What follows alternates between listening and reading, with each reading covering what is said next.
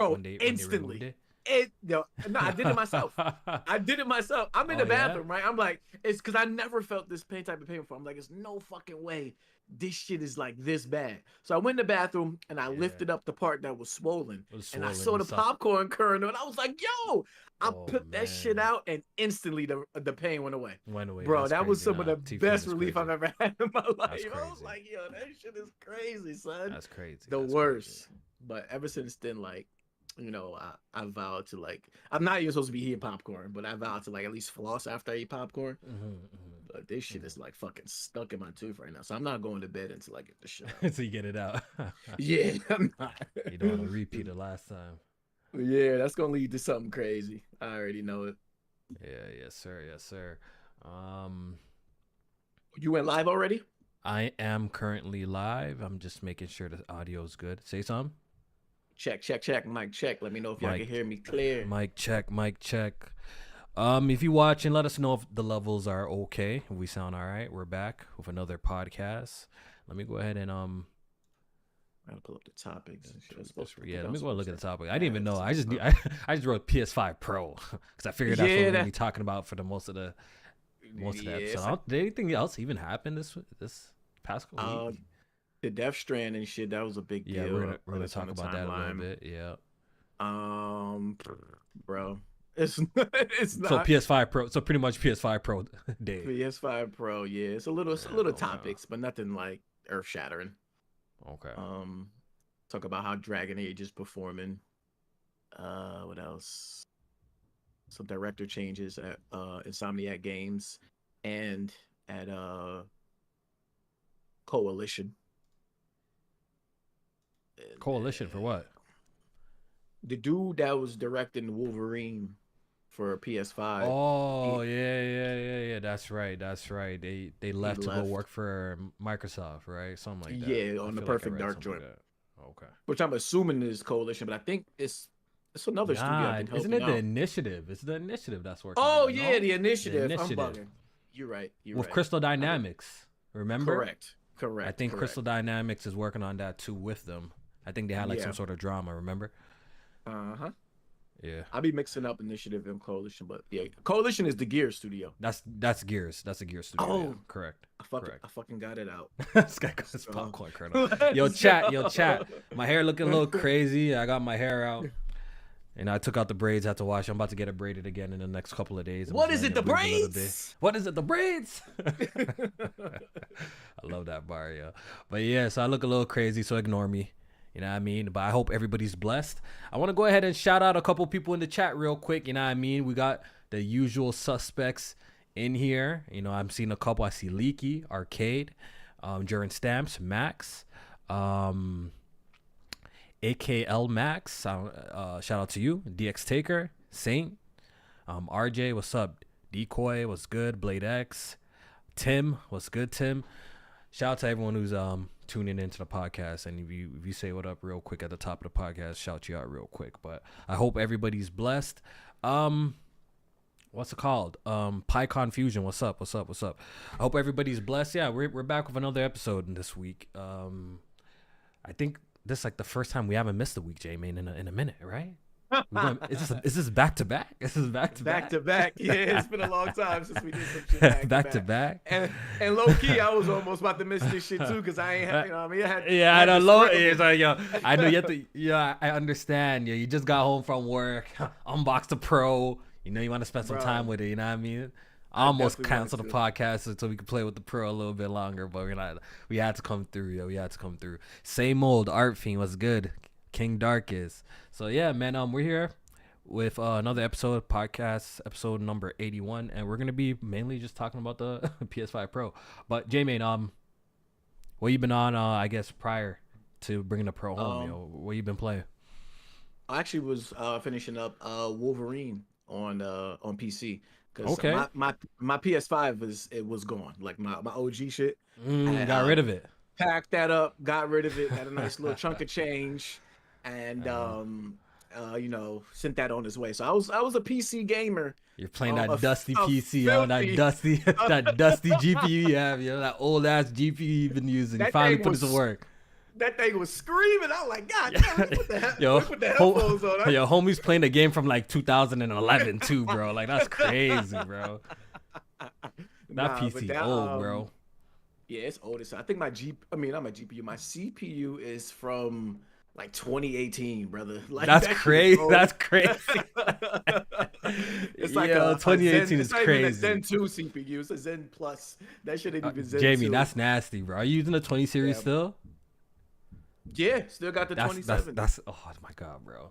All right, yeah, we got to do something about this for our boy J-May, man. We might have to come together as a community. You know what I mean? Little $100 here and there, and get this guy at least a 4070 or something. Niggas was ready to give Jack Move whole PC bills. I'm over here struggling. See, I actually want to be a PC gamer, and nobody of you trying to offer me shit. Shout out to my guy, Mike Jack. He did actually donate me this 2070. But ever since then, nobody even be wanting to help me. I'm broke. Yeah, we might have to do a 24-hour stream with J-Main to get this guy a new GPU or something, bro. We need to do a donation stream for this man. I can get on my Kaizenat shit. You know I mean? Start running through my house. Yes, sir. Yes, sir. 24-hour live streams, having niggas on the stream reading donations and shit like that, acting crazy, popping perk 30s on the stream. Yeah, that was crazy. That was crazy. Glitch for the Twitch. Glitch for the Twitch. Kodak is hilarious. Nah, that shit's funny, yo. Now, shout out to Kaizenat, yo. He be doing big things, yo. I like to see that shit. But yeah, so you've been playing Wolverine on PC. Is that about it? Yeah, because I didn't have shit else. I played that, and I think I'm at like the last mission or something, so I'm gonna have that beat. But other than that, yeah, that was all I've been doing. PC gaming and shit like that. For me, I've been playing. I finished Until Dawn. I played it, got the platinum. I finished that up. Like I said, my feelings are kind of still the same, like how I felt back then when I played it. But I feel like I enjoyed the narrative a little bit more this time around. Like maybe and the lore of the story. Maybe I just now I guess new perspective. A lot of time has passed since the original. No, the original came out in 2015, but I enjoyed it a little bit more this time around, like the storyline. You know what I mean? So, but besides that, I still think it has a little bit of weird pacing issues, especially in the beginning. The performance is not the greatest, but I heard that they added a patch after I beat the game. I heard they added a 60 frames per second mode, which is absolutely crazy. That just came out like a few days ago. So I wonder how that's after I legit beat the game. So that's unfortunate. What you played it on, PC or PS5? PS5. I got a code for PS5, so I played it on PS5. Oh, I'm surprised they didn't send you a PC joint. Nah, they sent me a PS5 code, so I played it there. Okay.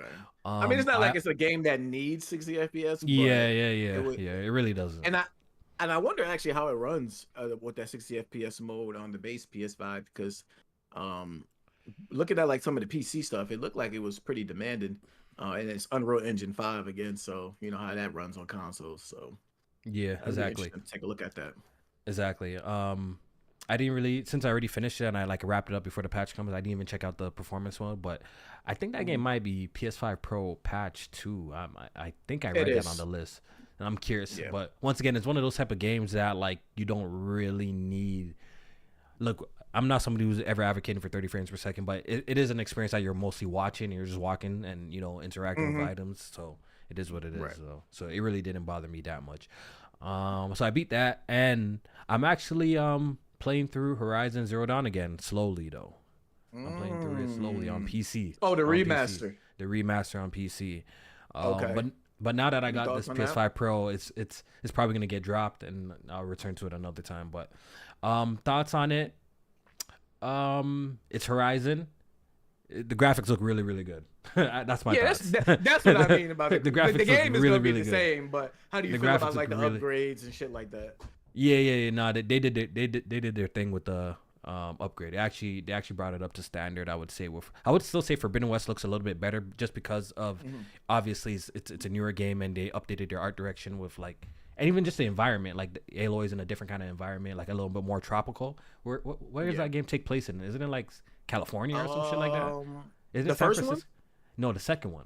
Isn't it like? The second one, yeah. It's closer to like Cali or San Francisco, California, or something. You eventually get there, yeah, but something like that, right? It starts more towards like Nevada, Utah, and then it goes west. Yeah, I would say just the obviously Forbidden West is like environmental design, just artistically is better looking. Like the colors and the color palettes that it has is better looking, but they brought up like Aloy's character model, other NPCs character models. The foliage got a big overhaul. The lighting got an overhaul as well. So like the game looks fantastic. Like that's like a knock that I've never had for Horizon. Like you never see me say the game looked bad, right? Like the game looks fantastic. The game looks fantastic. Which is insane why they chose that for the remaster, but that's another point for another day. It's like... Exactly. All right, so let's not waste no time, man. Let's just jump straight into it, man. We got me and you got the PS5 Pro. You see it in the back.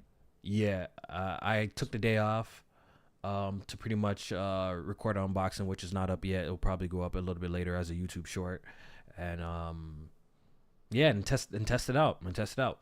J-Main, I know you don't have as much hands-on as I do probably at this very moment. No, I picked it up like 2 hours ago. 2 hours ago. Okay. I was able to like set it up, downloaded a few games. I did check out like maybe 3 or 4 games, but only for like 5-10 minutes tops. So okay, so I have a little bit to say.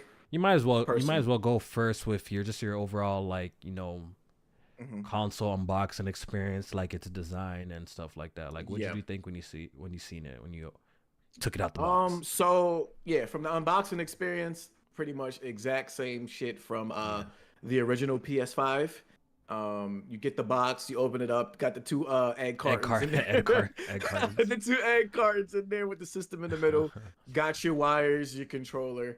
And then they for this one they stuck in the instead of the vertical/horizontal black stand, you get the 2 you get the little 2 plastic paper clips.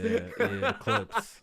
That I didn't even bother opening up because I actually had bought a RGB PS5 Pro stand, vertical stand that I caught from RGB. Amazon. Really? Yeah. Actually, I'm gonna show you. Let me see that. Is this? If you can see it, is this? Oh, that's interesting. It lights up. Yeah. So. That's interesting. You might have to send a picture. You might have to send a picture. Yeah, I'll send a picture a little bit later. That's interesting. Yeah. So at the bottom part right there, it lights up all around. And you can pick the solid color, or you can make it RGB. Where that's pretty dope. I actually have never seen that before. Yeah. That's so I found really cool. it, and you just hook it up to any like USB-C power source. So you could use the console itself. You could use your PC. You could use an outlet, and then it's dope though. And it's like $18, so it's actually I think even cheaper. I'm gonna need a picture later. The vertical stand for that. But yeah, I bought that, so I'm not even gonna use the horizontal stand. But taking the system itself out the box, you definitely realize that it's about as tall as the original PS5, but definitely not as like depth wise. It's not as deep, and it's lighter, and it's not as wide. So it's definitely like a smaller form factor. And to me personally, I think this is the best PS5 model as far as design wise. I really like the racing strips that you get on the black racing like strips that you get on the side.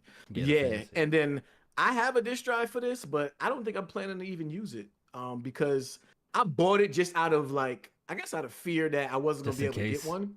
Yeah, like once they announced the PS5 Pro was compatible with that, I bought one. Like, all right, let me just not take any chances. And I bought one. That shit's been sitting in the box from like at this point months. And I haven't even opened it. And I'm trying to think back of when I even used a disc last. It was for Suicide Squad, but I'm trying to think like before that, it was like years before that I even used a disc on my PS5. So I doubt I'll barely even use that. And even when I do use it, I'm probably gonna take it off because I don't like the way it looks with that disc drive on it. I like it like the digital. Yeah, it looks way better in digital. It looks so looks fire. Way better. And I felt the same way about the Slim too. Like without the BBL, it looked really nice. I pretty much I got the stupid blur on, but I pretty much use the disc drive from my Slim. So this shit looks way better now that I took that shit that's off, fire. Right? This shit looks like, way that design better. is right? nice. That shit is really nice. Oh wait, so you took the disc drive from the Slim and just put it on the Pro? Yeah, exactly. Gotcha. So I didn't even waste time buying another one. I'm like, let me just save the money. I'll just use this one as a digital console like my Slim.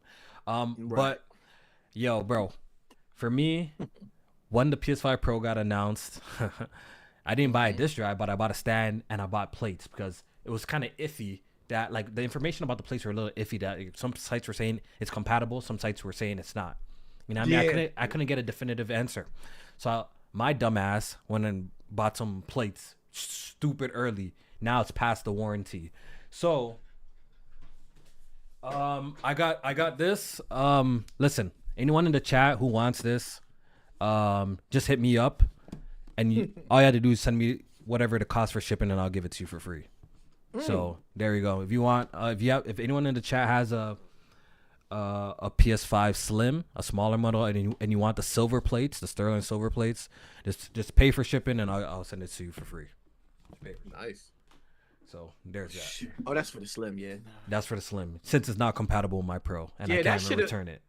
Yeah, that was confirmed. Like I guess within like a few days ago that it wouldn't be compatible, which is dumb because this plates are similar in size, but they got the little clip parts on the inside that are different. I heard the top parts are slightly bigger though too. Like the top plates, are slightly bigger. Yeah. Oh, okay. Yeah. See, I don't know. I feel like they could have made them all compatible, but yeah, I know. It is what it is, right? It is what it is. Yeah.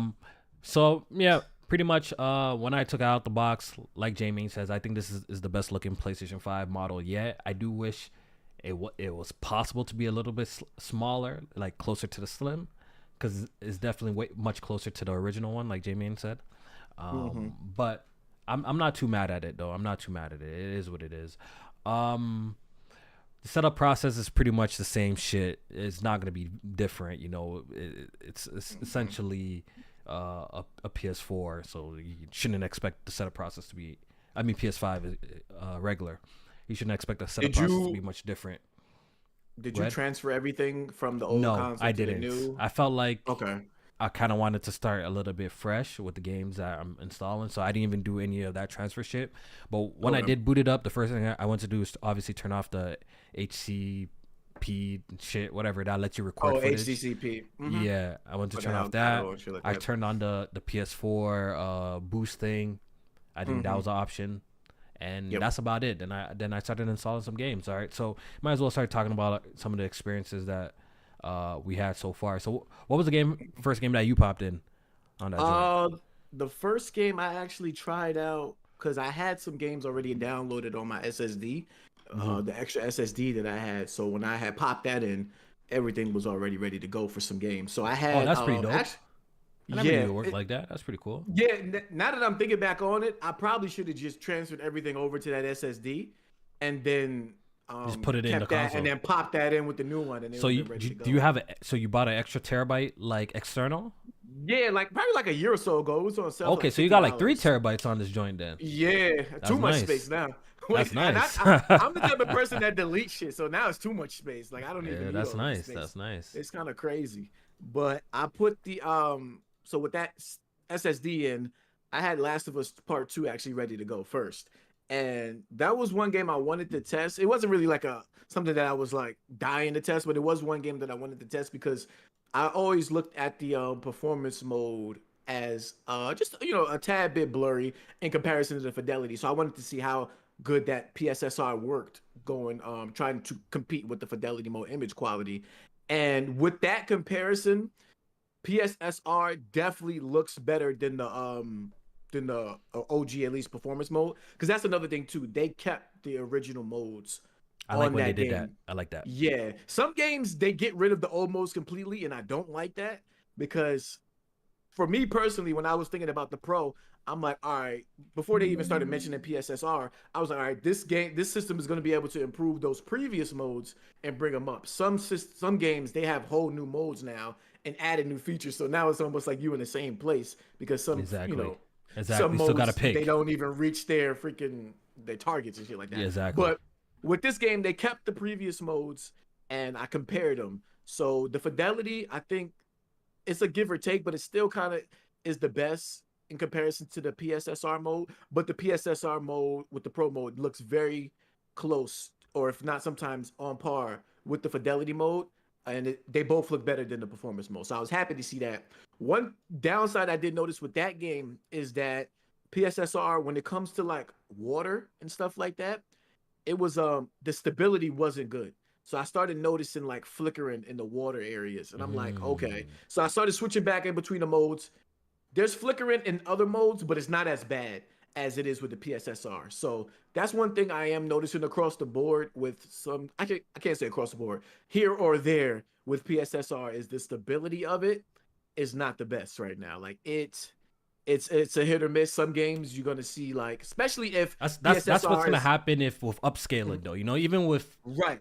Especially if it's coming from a lower resolution. DLSS, yeah, that sometimes you do notice those weird sort of like artifacts or like shimmering and certain things. Like you do notice that with typically upscaling stuff. I've noticed from my experience. So it is expected, but as long as it's not like super distracting, which I don't know. I haven't tried The Last of Us Part 2 yet, but did you find it super distracting? Well, it was just like the menu. Like that's the only part I've really seen it at. So far overall, in the few minutes, I didn't play it a long time, but in the moments that I played, it wasn't like anywhere like in the levels and stuff like that. But in the main menu, you know how you like sitting at the beach. Yeah. In the main menu, you got the water. You can see it there. But while I was playing the game, I noticed like the image looked really good.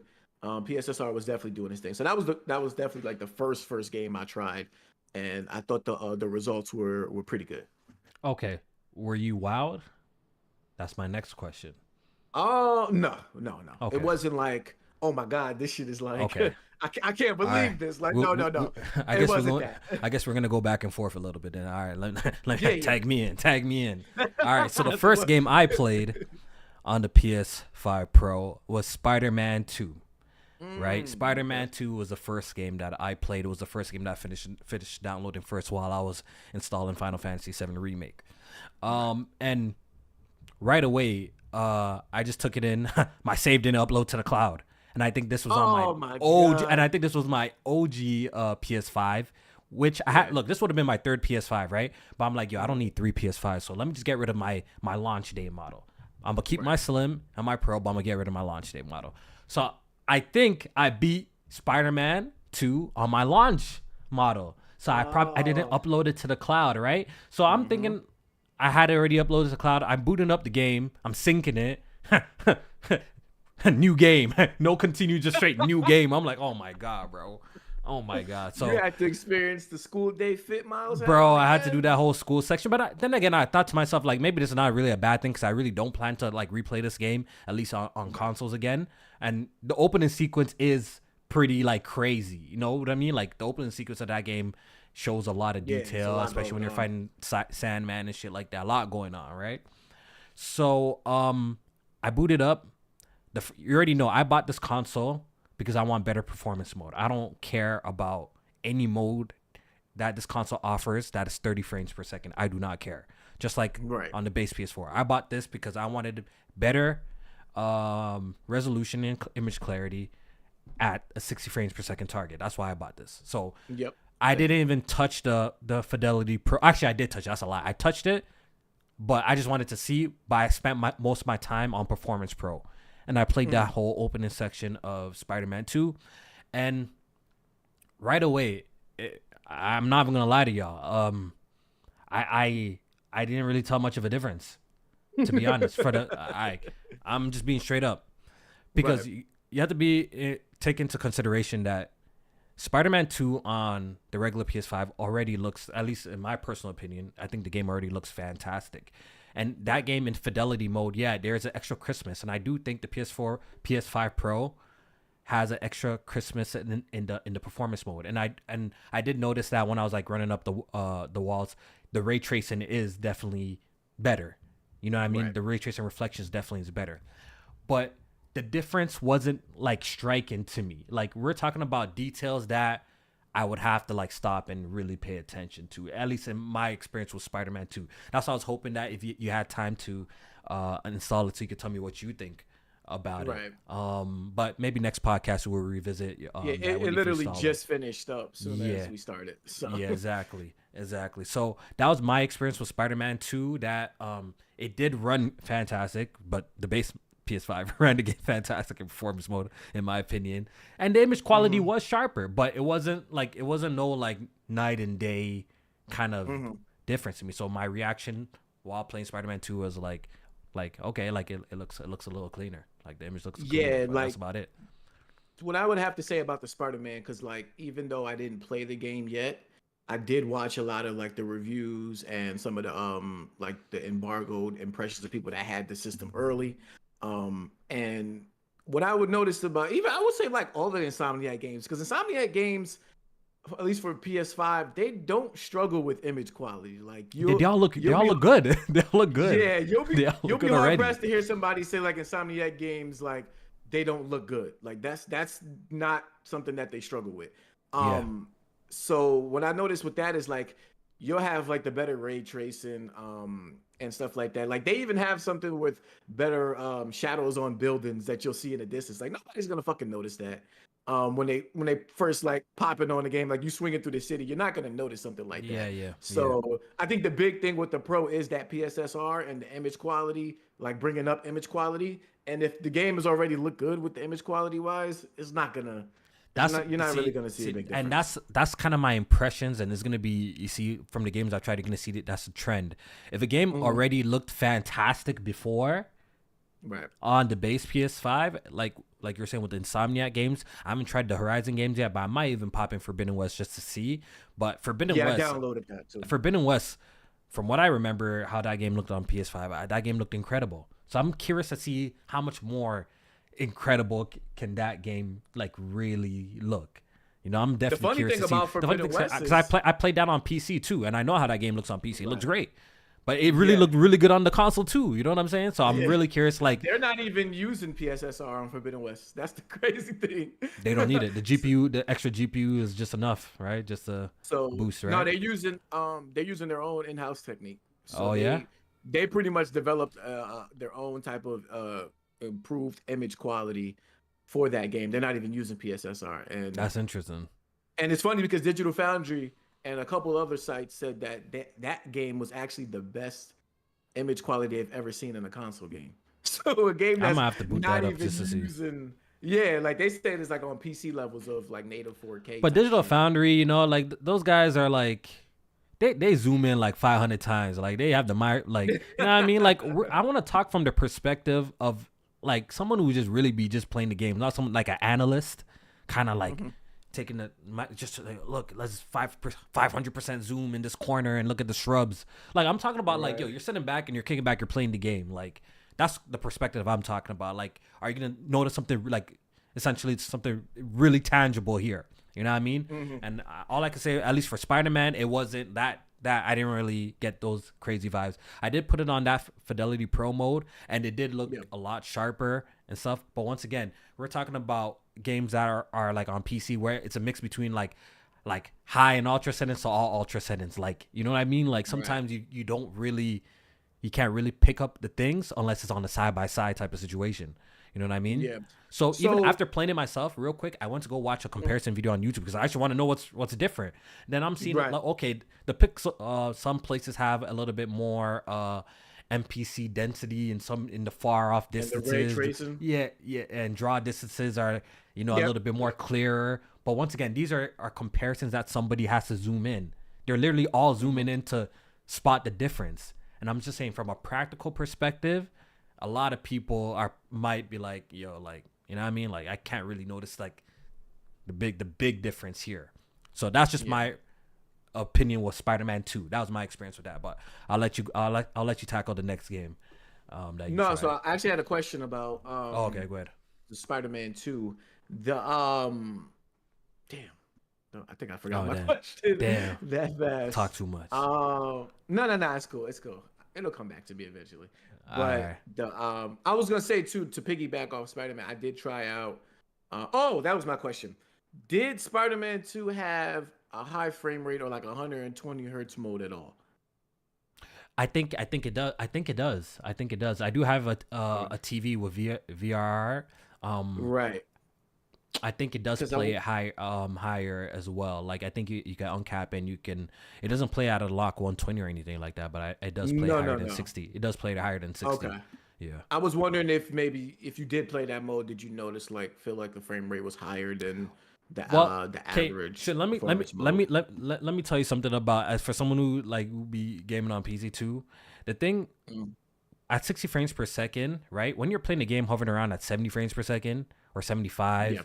It's not really, you don't really notice like a stark difference between like 60 if your game's hovering between like 70, 80 FPS. Like you don't really notice when you start to really notice a difference is like when you hit like 120. Like if you're hitting like around 120, that's when you feel the real extra smoothness and stuff like that. I always found myself like if my game's fluctuating between like 70 to 80 frames, like you don't really feel much of a difference. But it was a smooth experience. Like once again, like it was a smooth experience on the base console as well as the PS5 Pro. But that was my experience with Spider-Man 2. I won't say I'm underwhelmed because the game just looked great already, but like it was just no night and day type of situation difference for me. You know what I mean? Like this wouldn't be like the selling factor for me. If someone said like, yo, I need this, you know what I mean? I need to experience Spider-Man 2 on the PS5 Pro, I'll be like, yeah, nah, this is not the game that should sell you on a PS5 Pro. No, especially if you already have a base PS5. But that was my opinion with Spider-Man 2. What else you try? So I also had Rise of the Rōnin actually loaded up boot on it up? my SSD. I did. So I booted up Rise of the Rōnin. I initially played that game for like a couple hours. I was still very early in the game, but once I found out it was getting a PS5 Pro patch, I dropped it, which was like a month or so ago. And I was like, all right, I'm gonna come back to it because one thing I did notice about Rise of the Rōnin in the performance mode was that the image quality, it was fuzzy. So I booted up Rise of the Rōnin, and from what I know, it has a PS5 Pro patch, and what they're doing is very basic. It's just PSSR from what I know, and it's taking the internal resolution of like around 1080p, I think, in the performance mode, and boosting it up to 4K as an output. And from what I played, I actually would say that the image quality definitely looks better. It's not on par with the native or like a fidelity mode because I went back and forth between the two just to see like, all right, how much of a difference is it? But I feel like it's better than what the previous performance mode was. And it's not that how can I describe it? Like when a game like especially with what's that? Is that Team Ninja or Bandai? Yeah, Team Ninja I think makes that game, right? Yeah, I feel Team like Ninja. their game. I feel like their games have issues with like almost like a screen door effect a little bit. I don't feel like it has that issue as much as it did on the performance mode. Maybe from in the distance, like if you're looking at areas in the distance, but from your initial view, like up close to the character, maybe some feet out, it looks very, very solid and crisp from an image quality perspective. Because that game does have FPS drops in certain areas. How was the frame rate feeling stable for you? In your experience, at least? It felt good. I did feel like it did have a little bit of a drop. Maybe like, I wouldn't say like a massive drop into like the 40s, maybe like low 50s if I had to guess. You felt like a little frame FPS drop so as you were playing in some areas. Yes. Okay. Yes. Okay. Definitely did. So I definitely want to try that game out more because that was definitely one, like you said, it had image quality issues. It had frame rate issues as well. So I want to see like how, much that PS5 Pro mode helps it out. Okay. All right. So the next game I tried after Spider-Man 2 was Final Fantasy VII Rebirth. This was kind of the game that I was waiting for the PS5 Pro to finish. I started it after beating Remake. I don't know if you guys remember. I played Remake, talked about it, got the platinum on the pod, right? So I did start Final Fantasy VII Rebirth on the base PS5, and playing that game in the performance mode was honestly one of the worst image quality experiences I've had on the PS5 console to date. I don't think I've played anything personally worse than early Forbidden West days was bad. This was I think this was worse. This was probably the worst graphics performance mode I've ever experienced. In terms of just image quality, like the 60 was fine. I think when I was playing the game was fine, but just the image quality was so bad, right? So I was literally waiting for the Pro to continue my playthrough. So installed the game, jumped in, and this game they only have one extra mode in this game. I believe they call it versatility. I believe. Yeah, I think it's called versatility, right? And once I put Final Fantasy Rebirth on this PS5 Pro versatility mode, massive night and day difference between the two. What's nice about Rebirth is that it lets you select the old performance mode, so you can even see how the old joint looked. Right. And I did that, and my eyes almost bled when I went back to the old joint, bro. Yeah, I couldn't believe how bad the old one was. The old one was horrible. Like, we know the old one was bad, and then you go to something clearer, and the thing is that the clearer mode is running at 60 FPS. So versatility mode is running at 60 FPS, and it looks probably as good, if not better, than the quality mode. And then you go back to the old shit, and it's like, yo, what the bad. Fuck? And I'm gonna just say this here and right now. Out of all the games that I tested so far, this is easily the most improved out of every single game I popped in. Agreed. If you're looking for a kind of wow or oh shit moment, right? Yeah. I don't know what game is gonna give you that. I haven't tried it yet. Maybe you guys have to let me know in the chat. But this is like the only oh shit moment so far I've gotten from the PS5 Pro day one. Final Fantasy VII Rebirth is a total night and day difference in its new mode. It's still not perfect in my opinion, because I'm still running through fields, and I think that game, I don't know if it's just the engine or just how they develop it. The game has a pop-in issue.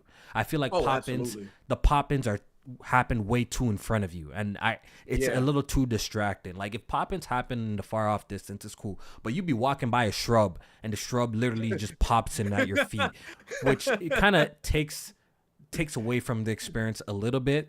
Yeah, but it takes you out a little bit. Yeah, definitely. I will say that it's vastly superior to what the original PS5 base model had to offer in its performance mode.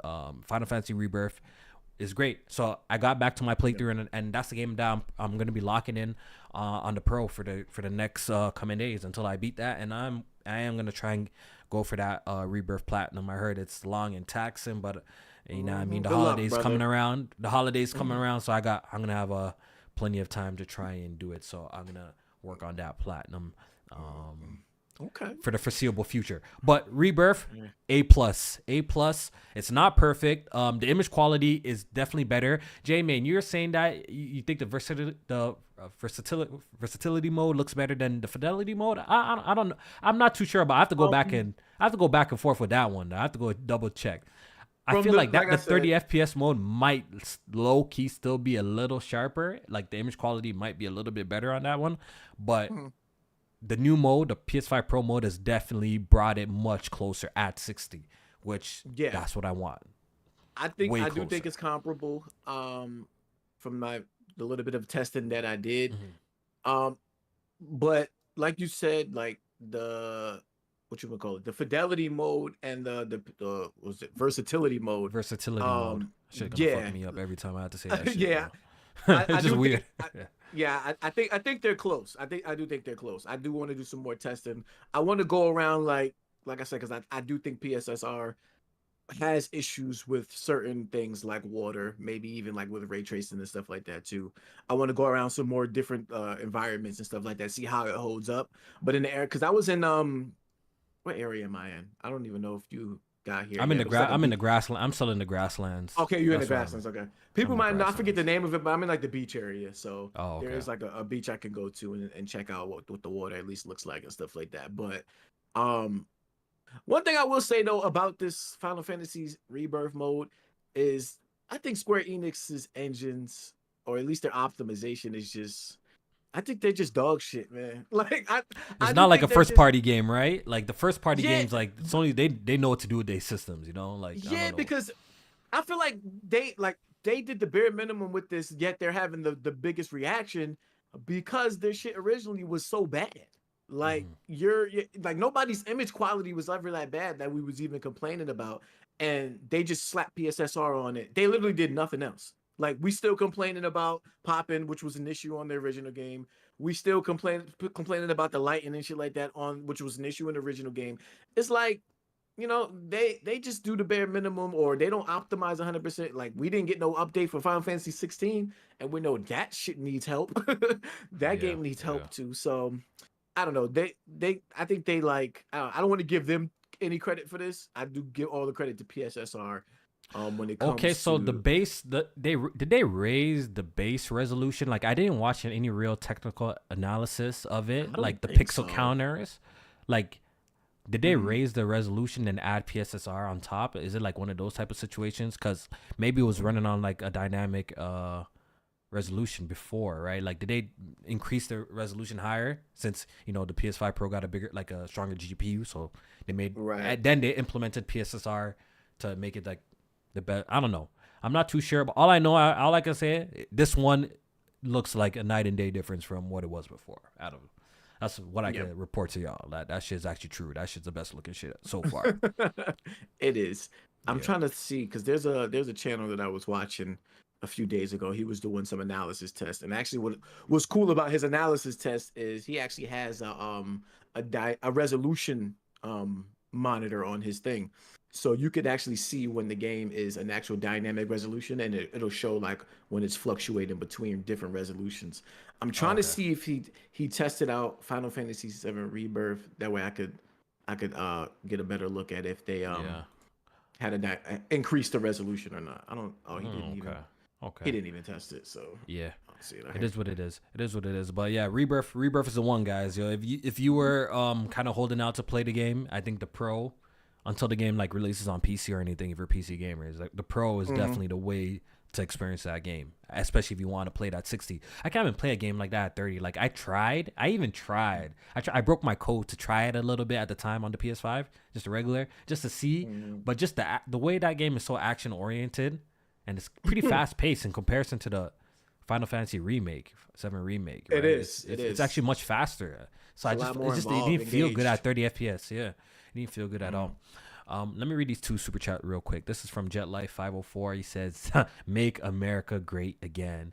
The big Donzo is in there. I do not want to talk about politics or U.S. politics, and I have my reasons. J-May knows my reason, and maybe some of y'all in the chat know my reasons. But I took Just a know it massive ain't for the L. same reasons. I as took us. a massive L, which one day I might talk about it, but not today.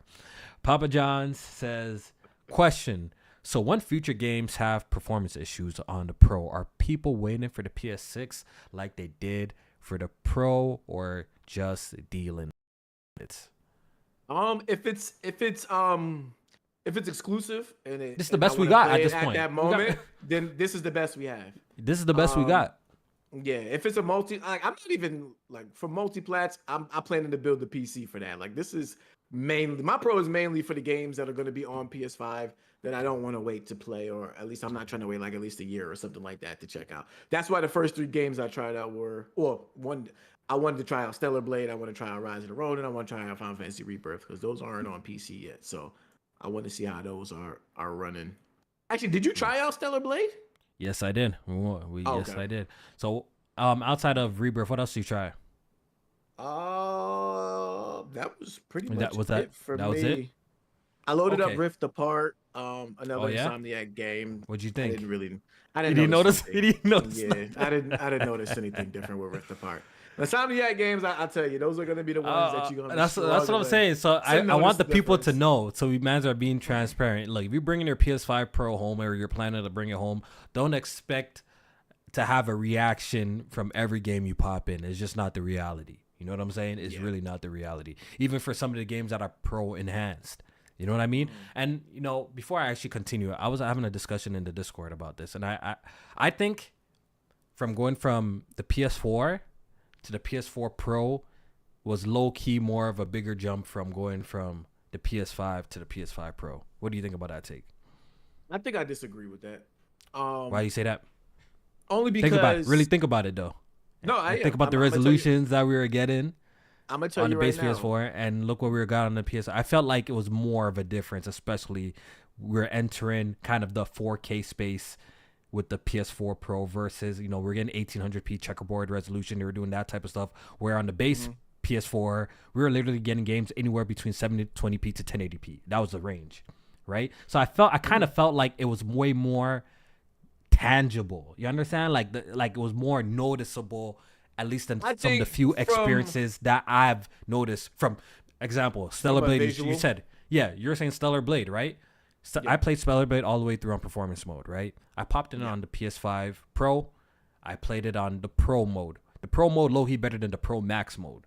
The Pro mode is using PSSR, the technique, and it's playing at a higher resolution and all that fancy jazz. So I did bounce between the performance and the Pro mode, and 100% the Pro mode looks better. And I think it's more noticeable than going from the Spider-Man performance to Spider-Man Performance Pro mode. I think the Stellar Blade going from that performance to that Pro Performance mode is actually a more noticeable change, especially in the environmental detail and how sharp and crisp the image is. But even then, J-Main, it's like none of it to me, only my personal opinion, was a wow factor. None of it. Like, the quality, the resolution looked better. The resolution looked better. I did turn on my TV as an indicator that lets me see the FPS, right? So I had my VR on, and I do see that I'm getting anywhere between like 70 to 82 frames per second, at least in the section that I was in the game. And I'm like, yo, that's dope. The game was smooth, right? It was a smooth experience. It's smooth. But then once again, it didn't really. Maybe, I don't know, is because like I game on PC a lot on a high resolution. That could be like too. That doesn't really blow my mind, right? Like I'm used to seeing like sharp images, or clear images. Right. Like it's not like a mind blasting for me, right? Yeah, I think that will be a factor. But for somebody I just felt from a 4090. I just felt that like going from the PS4 to the PS4 Pro and experiencing games. Like Horizon was a good example. Like when you're playing that game on the PS4 Pro at the time, at least back then, that shit looked really, really damn good. You're popping in games like First Light, like those games, I felt like were more tangible. Like the jump was a little bit bigger coming from stuff that were 1080p, 900p to at least a 1800p checkerboard resolution. I felt like it was more distinguishable. I see what you're saying, because what I was gonna come at it from is like seeing how, because I definitely still have to do more testing, but like a lot of these modes are implementing like quality mode settings, and then you're getting 60 FPS, if not sometimes higher on some of these modes as well. So like for instance, a game like Alan Wake, which I know has issues with its 60 FPS mode in demanding areas, but the settings on that game it's higher. It's like a higher and quality. It's performance mode. Yeah, they did more than resolution. Pretty much what you're saying. Right. Like they actually increased maybe like the ray tracing reflections and that type of jazz, right? Or they added like more foliage to areas. They added like AF endoscopic filtering. They added, just other features that look better than it did in the performance mode. So that's the type of stuff that I'm noticing more. I think for one, PSSR overall, I think it's better than checkerboard rendering, but it has its issues. So that's a little bit of a toss up. The AI super sampling thing is a great addition, but how I see the PS5 Pro is, I'm getting the same kind of vibes that I got from when I got the PS4 Pro, and we've talked about this before. That when I brought that console home, it was like, okay, that's how I kind of felt. Like I'm playing a whole bunch of games that like I already beat, right? Old games, just checking it out. Like just really think about the day that you brought your PS4 Pro home. Like PlayStation didn't launch the console of any. They didn't launch the console of any new games, right? And it's kind of the same situation again. They kind of repeated history. So we're just going back and playing games that like we played and enjoyed, and just checking it out, right? But I think the value in this console, right, is kind of the future. I feel like this is more of an investment for the games to come, more so than the games that are out right now. You know what I mean? Like I'm more excited to see how GTA obviously is not going to be 60, but it's obviously going to have a better version, like a higher resolution. Like we know it's not going to be 60 now after seeing the console's real life performance and how it's playing games like Dragon's Dogma. It's still not 60 locked and other things like that. We know GTA 6 is probably not going to be 60, but I could promise you it's probably going to have the sharpest resolution. So it's going to be the best version for a while until the PC version comes out, right? Better set and higher exactly and stuff like that. The Ghost game, I'm looking forward to, Sony's first party lineup for the remaining 4 or 5 years of this generation from Ghost and like I feel like those games will take more advantage of the PS5 Pro. So buying this console is a little bit of more of an investment I see for the future, more so than what's currently available. Because I got a question for you, especially in regards to that future investment type of question. How do you feel PSSR is going to evolve over the years? Like, you know how like with DLSS, FSR, every few years or so they come out with like a new iteration, or DLSS if it's not a 3.1 or it's like something it's like that. a Yeah, frame gen, all sorts exactly. of shit. Yeah. Do you feel like we're gonna have to wait a whole another generation till we see like the next? I think so. I think PSSR. So. I think so. I think so. I think PlayStation is gonna develop the technology, and we're gonna get PSSR 2.0 with PS6. That's what I personally think. I hope not, only because I feel like this iteration of PSSR, while I wasn't expecting it to be on the level of DLSS, it clearly has its issues. And I think with something like AI, it's supposed to like, get smarter as you feed it information. I do agree with what you're saying. I could see it getting some little like improvements for the rest of the generations, J-Main, but why isn't PSSR available on the base PS4? Have you thought about that? Maybe because they say they're tying some hardware behind it. They're gonna sell you that. There's some internal, right? There's hardware tied to it, right? Inside. So I feel like they're gonna do the same thing. That's what my point. Like I feel like they're gonna do the same thing with PS6 and sell you the reason why like PSSR 2.0 is on PS6 because that's like some internal stuff that's just not available, quote unquote, in the PS5, right? That helps improve it to this. That's why I feel like the direction they're gonna take us. So, but I do. So with that thing, and I agree. That is from a business side, and how to sell you on the next system. Because I at this point, like, where do we go? Like, where do we go? You know what I mean? You have to really think about it. 1.5, like maybe a 1.5. Like that's what I'm saying. I can see the improvement as they use it. Yeah, as they like more games come out, right, for the remaining 4 or 5 years, I can see PSRR implementation getting better, especially in the first parties scene. Third party, who knows who's gonna really take advantage? Someone's gonna really take advantage, and we know someone's gonna do the bare minimum. Like we already know this, right? But as for like a whole new generation of PSSR, I think we're not getting that until PS6. That's just my opinion. They're gonna find a way because I feel like it's gonna be a selling point for the console, just like how Nvidia does that for the GPUs, right?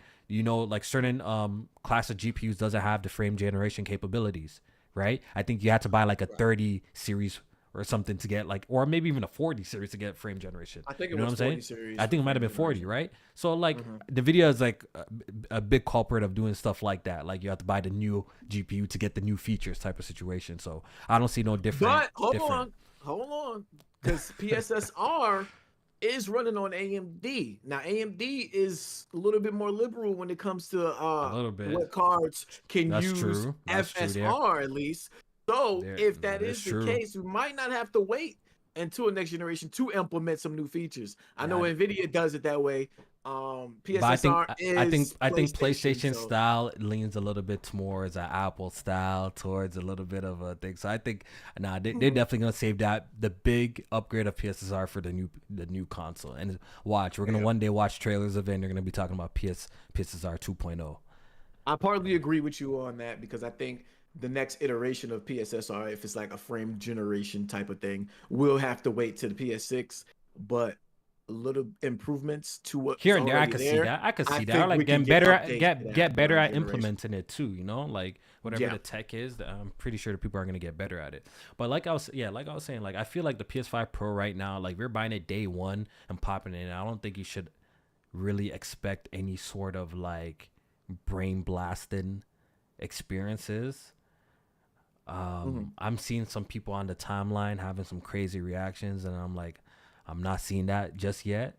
You know what I mean? I would love to think, but I could wholeheartedly say Final Fantasy VII Rebirth is a night and day difference, though. I could wholeheartedly say that. But the rest of the games I've tried, they're improved. Don't get me wrong, they're improved. But some people might lean towards it might not be worth the $700, the $1,000 Canadian for that improvement. Some people might feel that way, and I'm not really too mad at that take as of right now. You know what I mean? Mhm. That's why I felt like when they were showing off this console, and I know me and you disagreed a little bit because you felt like it would be shitting on the third party publishers. I felt like all the bad games that's known bad, J-Main, should have been like the games that they should have showed us this console off. You know what I mean? All the games that look terrible is the games that they should have went to like, yo, fix this. You know what I mean? I feel like that's a much bigger selling point. You know what I mean? I think another thing too with those games is those games was demanding as fuck. So now we seeing like even with because I've been watching like some of the reviews and stuff like that. Even a game like Alan Wake 2, it's still struggling to hit a consistent 60 and like demanding Across the board, areas. right? Yeah. So like like areas that are quiet and shit like that, it's fine. And that's another game where PSSR has issues too with flickering and stability. Um, the 30 FPS mode is fine, but that performance mode is still having its issues. And I think they should have optimized that mode a little bit better to not have as I guess not have as many quality mode settings carry over to the performance mode, because I think it's a little bit too much for that new performance mode to handle it, to keep it at a stable 60. I think the goal should have been get that performance mode to a solid 60 first, and add as you can, but keep it there. Another game, Dragon's Dogma, like we said, that's Another probably CPU more of intensive, a right? CPU intensive game. I'm hearing Dragon Age better, Veilguard has some issues too. Yeah. Silent So Hill 2, are which we is are on the we fence. ready? So are we ready? Day one out the box. Are we ready? Seeing some sort of seeing a lot of limitations, a little too much limitations for day one out the box.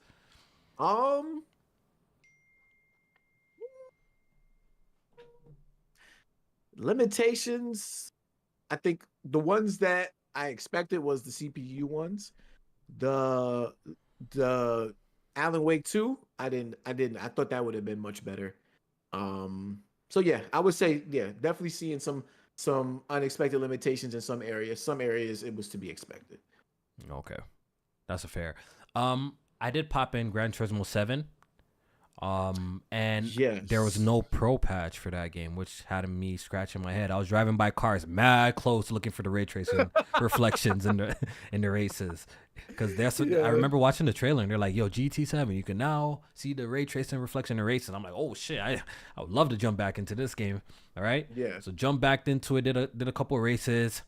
I'm literally scratching my car against the other guy's car. I don't see no ray tracing reflection. So apparently there's no pro patch for that game, but you can flex the PS5 Pro's power by playing the game at like a locked 120 frames per second at a higher resolution right now. But I think that's about it. But they haven't added that ray tracing reflection in races yet, which I thought that was kind of disappointing. I thought that something like that would be ready for day one. Yeah, that was weird, because that was actually one of the games that they flexed. I think in the reveal, I want to say like Mark Cerny. I remember Yeah, that was Mark one of the games they Cerny's showed. voice That's why I was excited to try that. about ray tracing being on the cars and stuff now while you race and shit like that. So damn, I wonder when's the timeline for that. Like when they bring that out. Not to be there is surprising. Yeah, is surprising. Yeah. But yeah, like I think overall we seeing like I think the pro is still gonna struggle with those games that are very demanding. And the games that are, were running really good or pretty good, you're gonna see it be able to like, I guess, run those better and shit like that. Look a little better. Yeah. All right, so I want to tell you, because I don't think it's fair for me to get your overall like just early impressions, because I feel like you probably just haven't tried enough games yet and stuff like that. Yeah. But I think we'll do that next week. I was gonna ask you, okay, like if you're happy with it or you're a little underwhelmed. I was gonna ask you that, but I think we'll save that question for a little bit later once you get a little bit more hands-on experience with it. Then. Yeah. I would say like even if I were to answer that today, it would be, I would just say it would be somewhere in the middle. Somewhere in the middle. That's where I kind of feel like I'm somewhere in the middle. Like I'm not underwhelmed, because there are some games that I'm like, all right, this looks better. Like Rise of the Rōnin, I think looks better. I think of course Final Fantasy looks better. I even think The Last of Us Part 2 looks a little better too. And then there's games like Ratchet and Clank, which I didn't even care to test to even see if that looked better because I think it was fine originally. Yeah. Or like a Spider-Man, which I thought was fine originally. Like it's not something I care to test that I think needs it. Yeah, exactly. It's just at the end of the day, it's going to be the best place to play.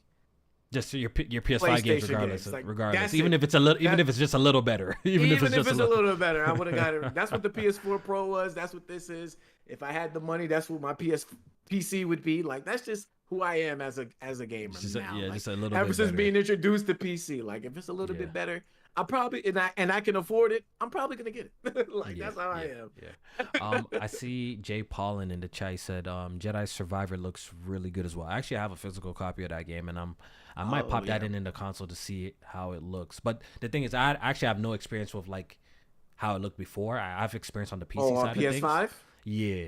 Did it look really bad? Was it really bad on PS5? Yeah, the image quality was bad. Was bad? So that's a game you should try then. I don't know if I actually have it downloaded. I was waiting for the patch to download. I have it downloaded. That's image good. quality That's was good. bad in that game. Tweet about it or something like that, right? Tweet about it and let us know because I'm definitely interested to hear your opinion on that. Yeah, I gotta check that out because I remember being on the timeline talking about that game. So I got Hogwarts Legacy downloaded too. I want to try that. Let me know how that one is too. Because if it's really good, I might actually buy that on console. If it's the thing with Hogwarts Legacy though, I'm trying to remember when I played it, what the issues I had with it. It wasn't because the ray tracing shit is only going to be in fidelity mode. I'm not playing in the fidelity mode. You're not playing on 30 FPS. Yeah, I'm not. Yeah, I mean, I don't remember the image quality being horrible, but we'll see. I'm gonna try that out though. It is what it is. Once again, I'm really getting the vibes of like day one PS4 Pro, but I would say a little bit more underwhelmed so far. But once again, this console is an investment. I do believe future titles like when Death Stranding 2 comes out, the Wolverines, the GTAs, that this console will be the console to play those games out on, especially if they're not. Yeah, especially if it's not available on PC day one. I think this is the console to have to get the best versions of those games, and so I'm more so banking on this as a future investment for the games I'm going to play in the future, not really the games I'm playing today. Yeah, I think to close out my thoughts, and how I would recommend this system, like the PS4 Pro, for me at least personally, it's not something you need, but if you want a little bit of extra bells and whistles, and you have the money for it, go ahead and check it out. That's what I would say. Definitely not a necessity though.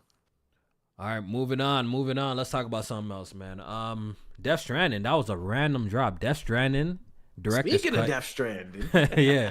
Death Stranding is coming to Xbox. That was such a random drop this morning. This came out of nowhere. Yeah, I woke up, I looked at my timeline. I'm like, what the fuck? I thought it was a troll. Like, I ain't gonna lie, I thought it was a troll because I'm like, well, yeah. I'm like, ain't no way like this shit is coming to Xbox because I thought at the time, at least, PlayStation still owned the IP. So then when I seen that, I'm like, oh shit, this would really be like a major shift in how PlayStation would be like moving with their IP and shit like that. But yeah, Death Stranding got announced for Xbox Series X and S, and it came out today. And I think it was like $17 or something. Yeah. Very cheap Shadow too. Drop, $17, and it's actually. No, I'll give them props for doing that. Because usually when a new game comes to a platform, they usually like keep it at like full retail price or at least something a little bit reduced. But they really dropped the price for even though it's a game that came out 2019. They really dropped the price for it, yo. So I don't know who's in charge of that 505 Games or Kojima, but launching it that way was smart to at least get people to download it and try it. I think 505 is publishing this version as well. Okay. Yeah, I think any version outside of the PlayStation version is being published by 505 Games. Yeah. Yep. So so it seems to be something interesting is happening with Death Stranding. It seems that I'm reading reports that Kojima got the rights back to the IP. Like he owns the rights now to the Death Stranding IP. So that's pretty good. That's good for him, man. So Kojima struck a hell of a deal with PlayStation. First of all, if you really break it down to science, he got out of his Konami situation. He linked up with PlayStation. They literally helped get him off the ground, gave him an engine, help fund his new IP, game. help fund the new IP. It came. It was pretty much exclusive for 5 years. At least, console exclusive for 5 years. I think it released on PC a year or two later, something like that. A year or two later. 2021, it was on PC. So was it 2 years or a year? I feel like it was a year. No, it was a year. Not even a year. It was like it was soon. It wasn't that long after, right? It was like 9 months. Okay. So within a year, they released it on PC. Then we're hearing announcements that they're releasing it on iPhone. They're releasing on streaming services, right? So at this point, the game is everywhere. Put it on Xbox, like put it on Xbox. What does it really matter? On Luna. Yeah, like what does that matter at this point? Like you might as well put the game on Xbox, and I think it's good. So the fact that Kojima retains the rights or has the rights to Death Stranding, I'm sure Death Stranding 2 will probably follow the same situation where it's pretty much going to launch on everything at some point in time.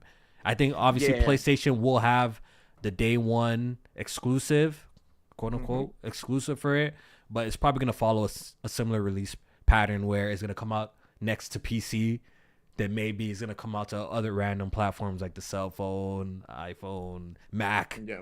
Then maybe once again come out on Xbox with enough time. If I had to guess, I would say like Death Stranding 2 would be like maybe 6 months exclusive on PS5 before it goes to PC. And then maybe like a year or so, and then it'll be on like everything else. Yeah, I'll give it a console exclusive for like 2 years or something like that, a year or 2 years before it comes to Xbox. I don't think so. Because you feel like the situation is different because now that he actually has IP, now it'll probably come faster, right? Like yeah, I think it'll come faster. Sense. Yeah, well, it depends what kind of deal PlayStation really signed for the exclusivity, right? Part 2, yeah. Yeah, we don't know. We don't know what they signed, right? So it's so funny though, like how much PlayStation like don't fuck with Xbox. Like there's like, all right, if it's gonna be on Xbox, like we're gonna wait until we no longer have any affiliation with this game, and then we can like like be like, all right, now it's cool to go on Xbox. Like soon as we read that it's coming to Xbox, you also read that PlayStation sold him the IP. It's like, damn, PlayStation, like I don't want no affiliation with Xbox at all in the console. Which is very interesting, especially in the space where now that Xbox seems to like they're embracing putting their games on PlayStation. They got a whole code name in there internally called Project Latitude just to dedicate games that are going to PlayStation. You know what I mean? Right. The CEO was always talking about bringing games to like other platforms every other month too. You know what I mean? So yeah, it's definitely like a very exactly. We can't wait to bring our games some more.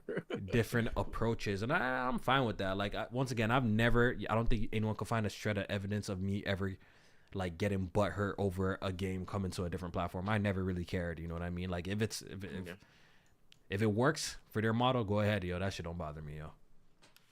I do like the idea of exclusives. Wait, hold up. I think my headphones down. Go ahead. Give me a second. Oh, okay. Yeah. I was going to say, I think I like the idea of exclusives, but when it comes to it coming to other platforms eventually, I don't care. Like, I don't care. I think like them building the game for dedicated hardware, and focusing only on that, taking the full advantage of what it could do, and building their vision around that is good. And then if it's compatible with other platforms and shit like that, and they can go over there eventually. Oh boy, have fun with it. You good? He's still working on his headphones. We back? Wait, hold up. I don't. Okay, I think I can hear you now. There we go. My headphones died. Yo, you good? Yeah, I'm good now. Oh, you had to plug it in because it died. I had to plug it in. Yeah, it died. Yeah. But what were you saying? You were saying something? No, I was just saying about the idea of exclusivities. Like, I like the idea of a game being built for a specific dedicated hardware and them taking full advantage of it and getting as much of their vision out around that hardware. But then eventually it come into other platforms. I don't care. Like, I don't care about that. Yeah, I've never been. I've never been one to like cry about that. Like, I know, like, I'm I'm not really too bothered about that because in the end of the day, like wherever the game is, if I like it, I'm gonna play it, and I'm gonna play where I want to play it anyways too, right? So yeah, it doesn't really bother me. Like motherfuckers was buying Xboxes for Tomb Raider, like that shit was a thing. Yeah, like now if everything could come to PC, that would be nice too. Like day one, but unfortunately, we're not there yet. But what I wanted to ask about this Death Stranding shit, well, a little bit more about Kojima Productions, is he clearly has other IPs in the works. He has that OD game with Xbox, which we also has seen. Metal Gear spiritual successor. Yeah, for another I think it's called. A tactical shooter. Espionage. Yeah, shooter. So pretty much. Do you think? I'm seeing rumors. This is nothing confirmed, but I'm seeing rumors that he actually got those IP back as well, but nothing concrete. Well, do you feel he has such a huge like influence, and clearly like his name in the gaming industry is like it's so massive that it seems like he could kind of have his way in a sense, right? Like in terms of like I feel like the leverage that he brings when he's approaching like a company like Sony or Xbox, like he kind of gets his way because he's so revered. He's so revered in the gaming industry space. Because if you're really thinking what he did even with Death Stranding, like who really gets an opportunity like that? If you really take that in, can you think of another like figure or gaming figure that gets an opportunity like what he did? Like, yo, you just came to visit the studio and they just say, yo, here's just the engine. Here's just the engine. That's what Herman Hall says. They just, as he was leaving, they just had gift wrapped him the engine. He's like, take that. Like, you don't never hear no stories like that. But Kojima is one of them ones, though. Whether people want to admit it or not, he's one of them ones. Yo, his games are unique, super unique. I'm willing to bet his deals with these publishers are, will help you fund the game. It'll be exclusives to our platforms for a bit, for a certain amount of time. And if the game hits a certain threshold as far as how much money it brings us, or a certain amount of time, you'll get the IP back. You get the IP back, right? That's how I think his deal is. Like it's almost like an artist who, like a rapper or a musician who signs a deal with a label. And they're like, at some point, I want ownership. You want your masters. Back. You want my masters. Yep, I want my masters back after I make you a certain amount of money or after a certain amount of years. Like that's how artists are negotiating their deals these days. And I feel like which is very interesting. Kojima was a pioneer of that in the gaming industry. Which is very interesting because if we look at PlayStation's history, even if they partner to fund a game, they typically do not give the IP back. Like there's only in recent history, I could think of a few situations where they let that rock. I feel like with Quantic Dream, they with Heavy Rain. I feel with or maybe it was just Detroit. One of them, or maybe all of them. No, it was all of them. I think maybe it might have been all of them. Beyond Two Souls, Heavy Rain, and Detroit. I felt like they let them have the IP. Yeah. Which at the time I'm like, oh, that's very interesting. And this Kojima situation is only the other situation I could really think about at this moment. But typically when PlayStation works with a company, even if they're funding the game, they like even with Helldivers, I believe they own the Helldivers IP. Yeah, they do. Right? They own the IP. They don't. That was their they own the IP. That was their like even when Insomniac Games was working with them for all the years, and people like thought they were like even first party, but they weren't. It was just that PlayStation owned all those IPs. So Ratchet and Clank, Resistance, Sly Cooper, and all of that shit. Like exactly. Not Sly Cooper. Ratchet and Clank and Resistance. My bad. But I mean, even a game like Sly Cooper 2 with Sucker Punch. Like, I don't know if they owned them at that point or not. But yeah, they like would partner with companies and studios, and they would own the IP. You just work on it. That's how it was. Exactly. So yeah. Exactly. I think it's a shift in the industry where studios are looking to keep their IP in some capacity. That's also happening, and a shift in that PlayStation cannot spend as much to buy studios as say like a Microsoft, so they have to give a little bit too because they want more IPs, of course, on their platform, but also studios are like, we still want some type of ownership or some type of way to keep our ownership or get it back. Yeah, I think so we have to come to a middle ground. I think that's what we've been seeing honestly for the last 5 years. Mm-hmm.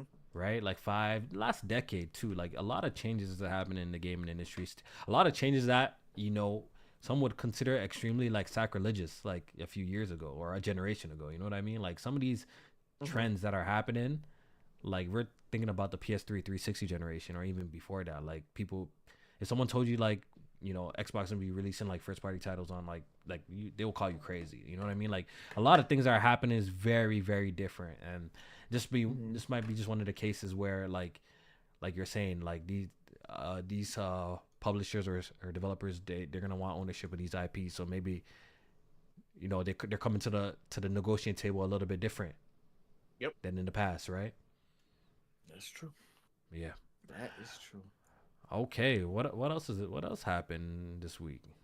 Let me look at the list real quick. I don't think it's much. It might not be a long episode today, guys. No. I mean, to nobody's surprise, Nintendo confirmed that the successor of the Switch will be backwards compatible with their original Switch. That was announced in their recent financial reports. So that was, I don't think any surprise. That's not a surprise. That's not a surprise. I know people look at Nintendo as a company that is not with the times, and I, myself included, like, you know, we get on them a lot about, you know, whether it be the hardware that they choose to put out. So yeah, social features, online and shit like that. You have to use it on the cell phone, voice chat on the cell phone. It's crazy. Right. But I think this day and age, with the whole ecosystem thing, and you speak to that a lot too, especially with the Xbox One generation, how you felt like that was a big impact on how they, you know, are where they are now, is that they lost the Xbox One generation. Yeah. But people are, you know, they're knee deep in spending so much money on these digital games and online live services. Yeah, I don't think we can go back. They want shit to carry over. I think we're at a point in time in gaming history that we can't leave our back catalog. I don't think there'll be another console that would ditch it. That'd be like, you can't play your old games anymore. That's what I personally feel like. I think going forward, at least from the Xbox One generation, I don't think we're ever gonna get a console where they're gonna be like, you couldn't play the previous generation of games. That's what I think. Yeah. I don't think we're going backwards. It's gonna be interesting. I could see Nintendo making a system one day where the cartridges are maybe not supported because maybe they're using a different format. But the digital games you still could buy. I could see something like that happening. You know what's gonna be? I think that's gonna happen with the Xbox or the PlayStation soon. Like, I think that next generation, it might the thing with they're gonna have compatible disk drives. I think that's gonna happen. But out the box, I don't think it's gonna have that in there. So you're gonna have to get the additional attachments. I mean, we see it with the Pro. Yeah, exactly. I do think that's tested it with the Pro. Yeah, I feel like that is the future that we're heading to. I think it's too obvious. We look at MPDs, we look at like the stats, how like digital consumption is through the roof now. Like most people are consuming their games through digital. They're not really buying as much physical, which I always think is a terrible idea. But I think we're safe. I do think we're safe for another generation, 100%. I do think PlayStation will offer a way, even if it's like you're saying. I think day one when we buy PS6, we're making a prediction. Day one, I don't think we'll have a disc drive. But if you want a disc drive, they'll sell it to you separately. You know what I mean? But I don't know what generation is gonna be that when that's not an option anymore. That like, no, we just do not do disc drives at all now. I think we're safe next generation. The one after that, I think it starts to get a little muddy. I think it gets muddy the one after that. The thing that's of course, like I was just about to compare it to PC, but the thing that's different is that these disc drives, they have their own like regulations and shit. Like even with the PS5 Pro and the Slim, like don't you have to like connect it online to verify it? With you have to patch it with disc drive. Yeah. I don't think people it's the same. Put modifications and mod on it. That's why there's a process, right? So people don't modify it where you can like start playing like, you know, maybe hacked games. I think it's a security issue. That's why they do the disc drive like that. Yeah. So as long as, you know, I think there's still a market with the physical games. Like even though it's small, there's still a market there. Enough money to be made, right? Enough money to be made. Keep it around for a while. So you know, if you buy physical games, keep buying them. You know, keep that market alive. So they always think about us. You know what I mean? I'm somebody who has a pile of physical games. I have quite a big digital library too, but I have a ton of PS5 games that are straight physical. I have Nintendo games that are straight physical. and stuff like that. Yeah. So I'm I'm gonna keep it alive as long as possible. I'm gonna support it as long as possible. Yeah, I don't think it'll go out as the way like movies and shit like that is going. Because I think the issue with the movie shit is that they didn't force people to transition to the newer physical media. So like if you had people like still buying DVDs. So if you compare like a DVD to a 4K stream, like you probably like, oh, this looks perfectly fine. So it didn't give people the incentive to even transition. So that market died right there, period. And then, but with games, it's like people are buying like the 4K. I mean, not the 4K, but the Blu-ray disc and shit like that. So it's just honestly, just for a smart consumer, like or not even a smart, like someone who wants to like save money. It's just having the physical option is just the best, because there's times, there's flash sales on the PSN store, the Xbox store, whatever. They do flash sales, right? But you don't know when it happens, right? And they look, the flash sale could be for like a week, and it goes back to just a regular price, right? Where you buy in the case, usually when a physical game drops in price, like it just stays dropped. You know what I mean? Like there's cases. I think I told this story once again. I'm gonna tell it again. I'm lazy. I wanted to play Dark Souls 3. I didn't want to take my ass to the store to go buy a copy for $30. So I went on PSN and I looked, Dark Souls 3. This is maybe just 2 years ago, which Dark Souls 3 was old as hell at this point. Jamie, tell me what the price was for Dark Souls 3 on PSN. Wait, what year was this? Just 2 years ago. I believe just 2 years ago. Two years ago? Just 2 years ago. And Dark Souls 3 is even older than that. That's what I'm about to say. So what? Yeah, just guess the price. Guess the price what it was. I'll say $29.99. It was $59.99. It was $59. It was $59.99. Swear, digital. I swear to you, it was $59.99.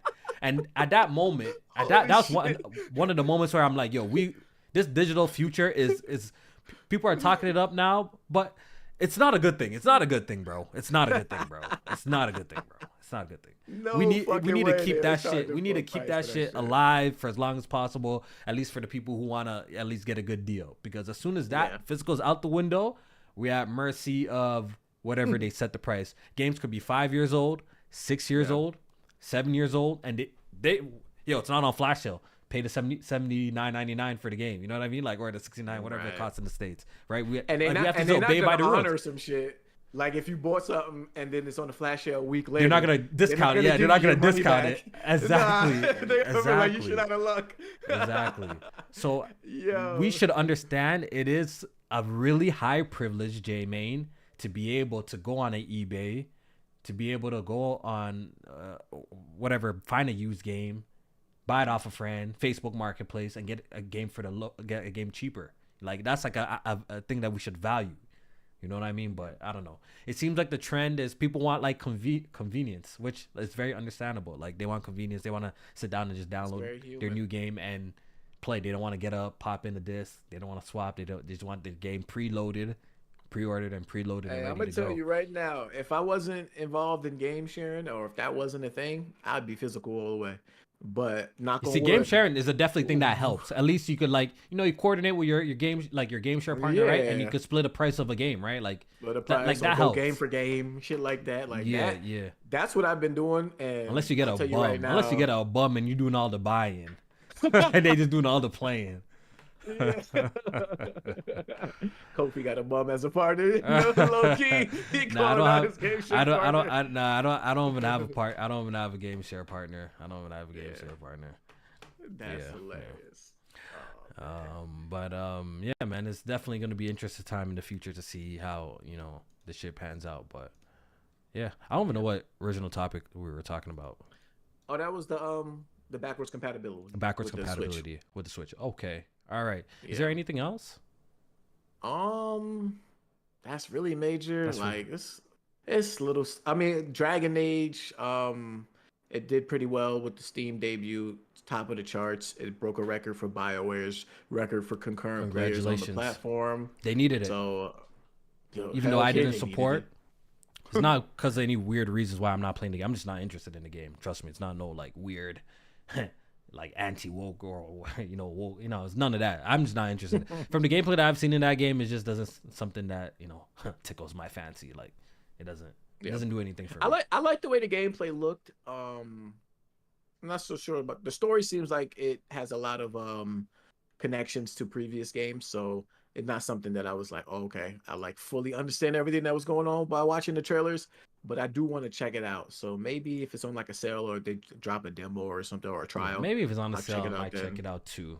I might check it out on Yeah. PC later down the road, but it's not a game that is on my high priority list to complete. Let's just say that it's not something that I'm dying to go around and play. I was never really a fan of the series like that to begin with, you know. So, but Yeah, I I'm tried glad to it's play which one? what was that one in 2014 that won the game? Inquisition. Yeah, Oh Inquisition. my god, I I cut tried to that play shit that off too. I did not. I so didn't finish that fast, either. I bro. did not finish that either. I probably got like an hour or so in. I was like, I'm more this of an is not Elder for me. Scrolls guy. Like that's just me. Like I like a Skyrim. I like Oblivion, and when it comes to that type of Oh yeah, RPG style of game, that's more my flavor.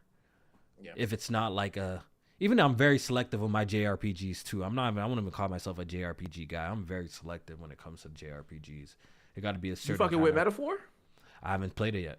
I don't have the game yet. I do plan That on was buying actually that a soon. game.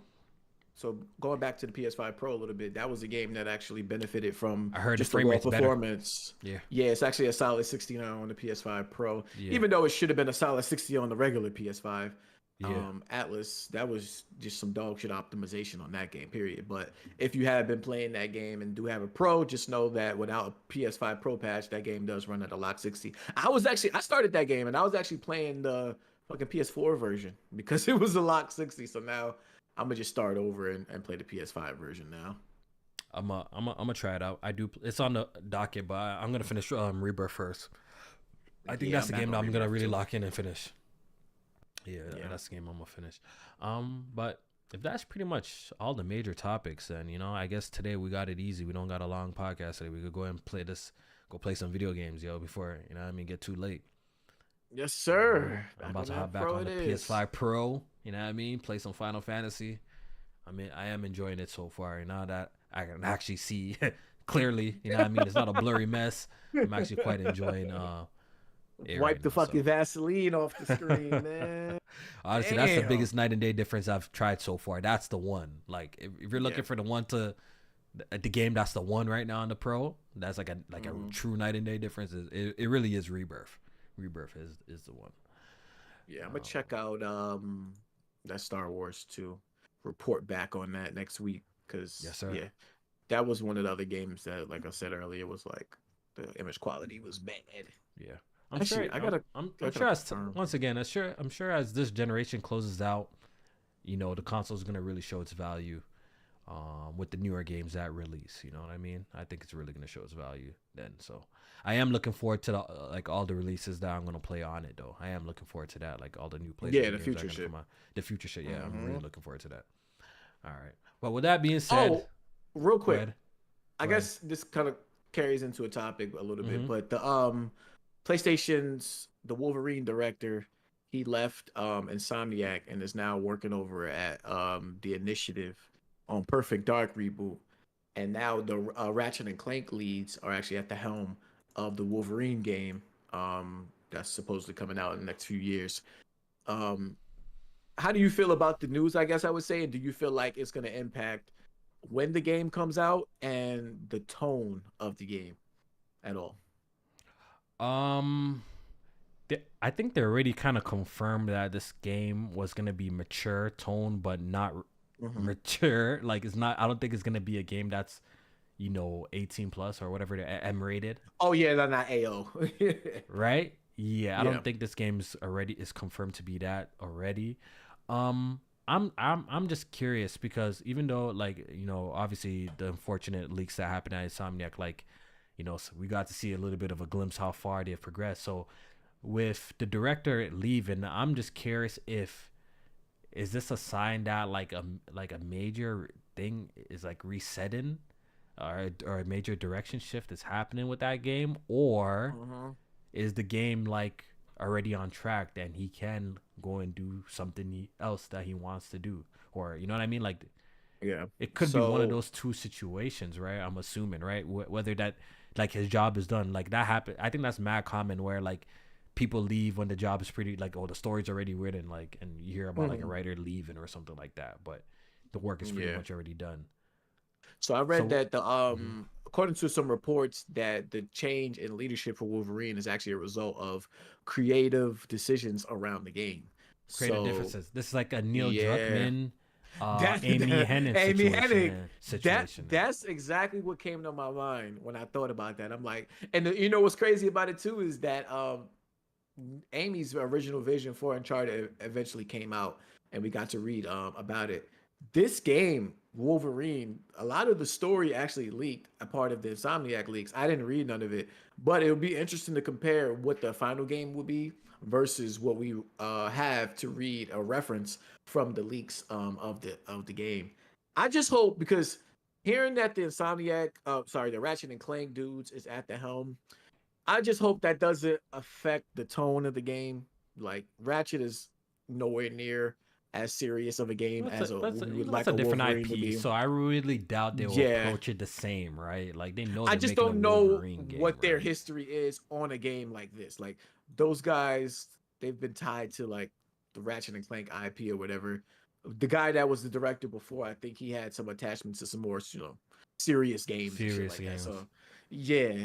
But if the creative differences aren't at least about the tone of the game, then I guess I could, I'll be okay. But we won't know that until. So is this a bad sign that Wolverine is not coming out anytime soon? Would you say?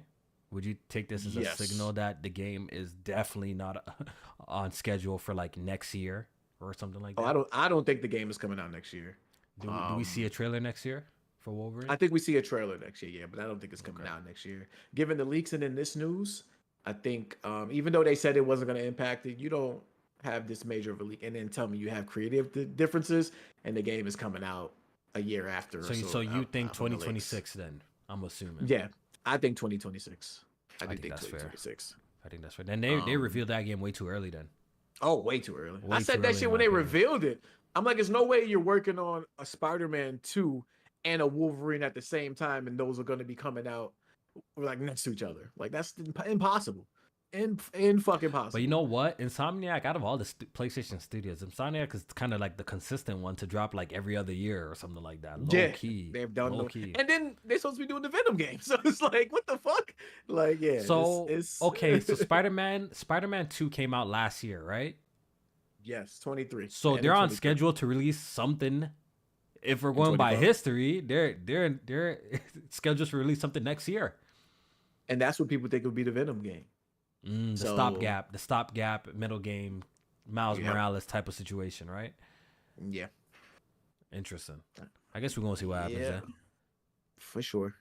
But playing the other Wolverine game that I am playing, like, it is a lot of things in there that I hope they carry over. Yeah, one major thing, how he heals, right? Like the healing. Yeah, like you can see all the damage from the enemies that you take. Yeah. And then like it heals over time. Yeah. Sometimes you just be walking around with your fucking jaw hanging out.